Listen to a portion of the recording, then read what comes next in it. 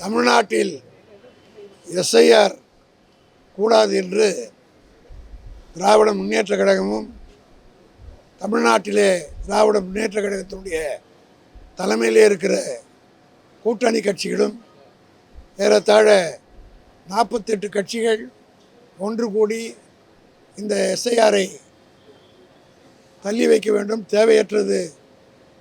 இன்னும் ஒரு 4 மாத காலத்தில் தேர்தல் நடக்கிற நேரத்தில் இது போன்ற எஸ்ஐஆர்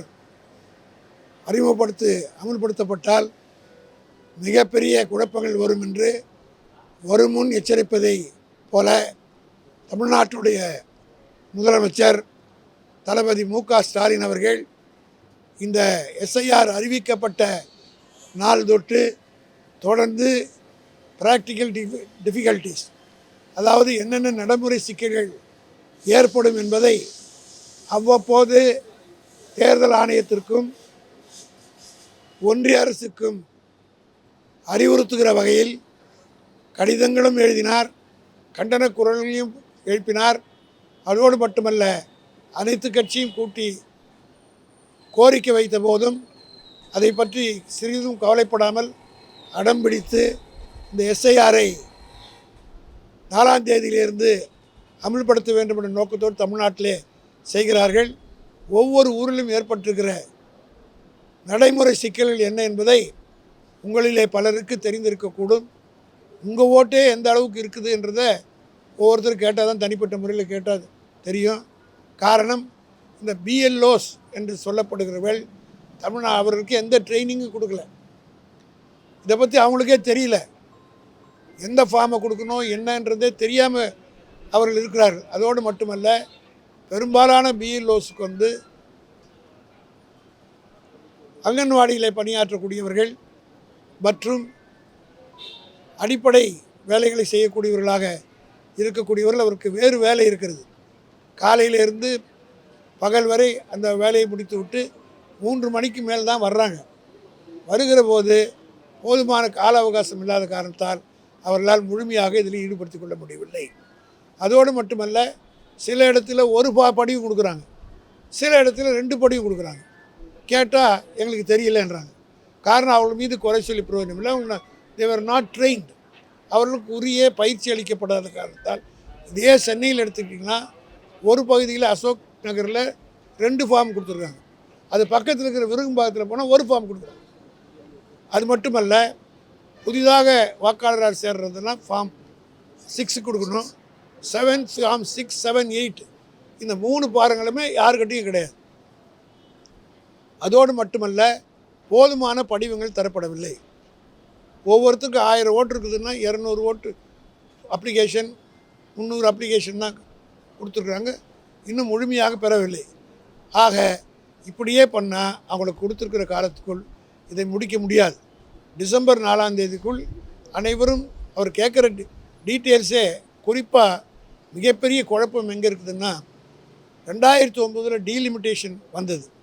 அந்த டீலிமிட்டேஷன் வந்த பிறகு பல தொகுதிகள் மாற்றி அமைக்கப்பட்டிருக்கிறது. ஆக 2002, 2005 வாக்காளர் பட்டியலில் இவருடைய பெயர் எந்த இடத்துல இருக்குதுன்னு தேட வேண்டியிருக்கு. உதாரணத்துக்கு எடுத்துக்கிட்டிங்கன்னா, இன்றைக்கு இருக்கக்கூடிய பழைய தாம்பரம் தொகுதி இப்போ 5 தொகுதியாக மாறியிருக்கு. தாம்பரம் தொகுதி பல்லாவரம்னு அதில் இது பிரிஞ்சு வந்திருக்குது. சோழங்கிநல்லூர், வேளச்சேரி, தாம்பரம், இந்த 4 தொகுதிகள் இன்றைய தினம் ஒரே ஒருங்கிணைந்த தாம்பரம் தொகுதியாக இருந்தது. அதே போல் ஆலந்தூர் எடுத்துக்கிட்டிங்கன்னா, ஆலந்தூரில் இருந்த பாதி ஸ்ரீபெரும்புதூர் தொகுதியிலேருந்து பாதி வச்சுருக்காங்க. இதில் இந்த ஓட்டர்ஸ் லிஸ்ட், நீங்கள் பழைய ஓட்டர்ஸ் லிஸ்ட்டை பார்த்தீங்கன்னா இடம் இருக்குதே தவிர, பேர் இருக்குதே தவிர எந்த ஊர் எந்த தெருவுனே இல்லை. ஆக இப்படி இருக்கிற குழப்பத்தில் அவங்க போட முடியாமல் மக்கள் குழப்பத்தில் இருக்கிறாங்க. இதையெல்லாம் சுட்டி காட்டியிருக்கணும். அதோடு மட்டுமல்ல, 4ஆம் தேதி இவங்க கொடுக்க போவதில் டைம் ஃபிக்ஸ் பண்ணிடுறாங்க. 7ஆம் தேதி ஃபைனலைஸ் பண்ணி அது 9ஆம் தேதி டிராஃப்ட் லிஸ்ட்டு கொடுத்துருவோன்னு சொல்கிறாங்க. இப்போ சைக்கலாஜிக்கலாக எல்லாருடைய மனசில் என்ன இருக்குன்னா, 4ஆம் தேதி வரலும் சேர்க்கலான்னா 4ஆம் தேதி தான் கொடுப்பாங்க. காரணம், வேறு வேலை போயிருப்பாங்க. சில இடங்கள் கிராமங்கள்லாம் கணவன் மனைவி 2 பேருமே விவசாய தொழிலாளர் இருப்பாங்க. இந்த ஸ்கில்டு ஒர்க்கர்ஸ், நான் ஸ்கில்டு ஒர்க்கர்ஸு இவங்கெல்லாம் இருக்கிற இடங்களிலே கணவன் மனைவி 2 பேரும் போய் வாங்கிறதுக்கு ஃபார்முலா இருக்குது. இவங்க ஃபார்மை கொடுத்துட்டு வந்துடுறாங்களே ஒழிய அதை போய் கலெக்ட் பண்ணுறது யாருன்றதே ஒன்றும் தெளிவாக தெரியல.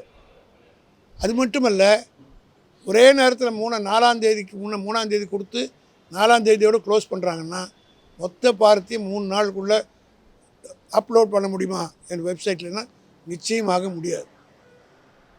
அதுக்குரிய ஸ்டாஃபும் கிடையாது இவங்ககிட்ட. 3 நாளில் இல்லைன்னா எவ்வளோ ஏறிச்சோ அது வரலும் போட்டு க்ளோஸ் பண்ணுவாங்க.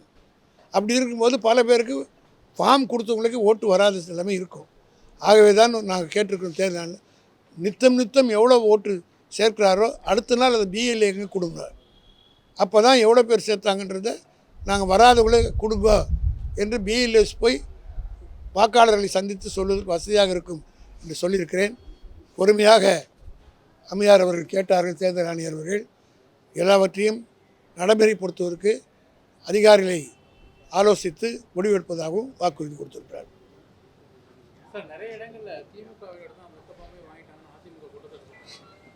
அவங்க குற்றம் சாட்டு சொல்லிட்டாலே அந்த பேங்க்கில் ஒன்று நடக்கலைன்னு அர்த்தம். ஏன்னா பொய் சொல்வதுக்கு ஒரு வாரம் நாங்கள் இதெல்லாம் அவங்க செய்யணும்.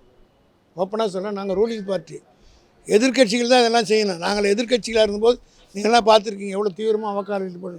ஆனால் இந்த எஸ்ஐஆரே நீங்கள் நடத்தணும்னு இன்றைக்கி ஜெயக்குமார் அவர்கள் இம்ப்ளீட் ஆகி பெட்டிஷன் போட்டிருக்கார் சுப்ரீம் கோர்ட்டில். ஸோ அவருடைய கலர் என்னன்றது நீங்களே தெரிஞ்சுக்கணும். செய்திகளை உடனுக்குடன் தெரிந்து கொள்ள கீழ்கண்ட கேபிள் மற்றும் டிடிஹெச் நெட்வொர்க்குகளில் எம்நாடு செய்தி தொலைக்காட்சியை காணுங்கள். பாதகம் செய்பவரை கண்டால் நாம் பயம் கொள்ளலாகாது பாப்பா. மோதி மிதித்து விடு பாப்பா, அவர் முகத்தில் உமிழ்ந்து விடு பாப்பா.